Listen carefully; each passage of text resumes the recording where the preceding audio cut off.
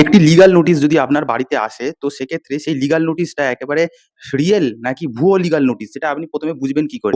দেখুন, একটা legal notice যে ম্যাটারে আপনার এগেইনস্ট এ আসে, ১ম এ তো আপনাকে সেই ম্যাটারটাকে পড়তে হবে এবং পড়ে আপনাকে বুঝতে হবে যে সত্যি সেই রকমের ম্যাটার আপনি করেছেন কিনা।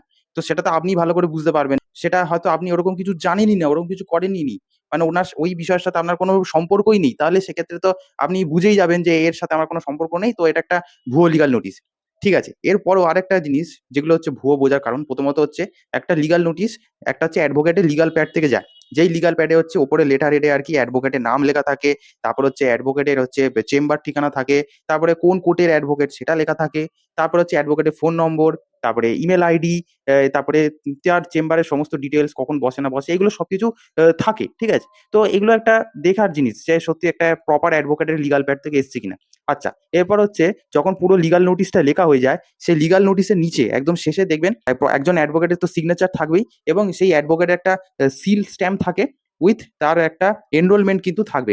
আরো একটা জিনিস যেটা হচ্ছে ৩ নম্বর, সেটা হচ্ছে তো আপনারা যখন লিগাল নোটিশটা পড়বেন, খুব ভালো করে পড়বেন এবং যদি একজন অ্যাডভোকেট লিগাল নোটিশ পাঠায়, তাহলে সেখানে একদম প্রফেশনাল, একদম লিগাল টার্মে কিন্তু একটা লিগাল নোটিশ লেখা হয়। আর যদি কোনো ভুয়ো লিগাল নোটিশ পাঠানো হয়, তাহলে সেক্ষেত্রে কিন্তু একটা অপেশাদারদের মতো বা আনপ্রফেশনালদের মতো কথা লেখা থাকবে।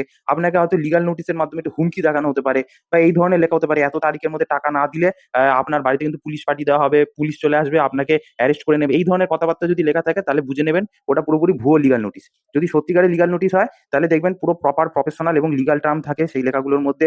এছাড়া প্রপার সঠিক সেকশন থাকে।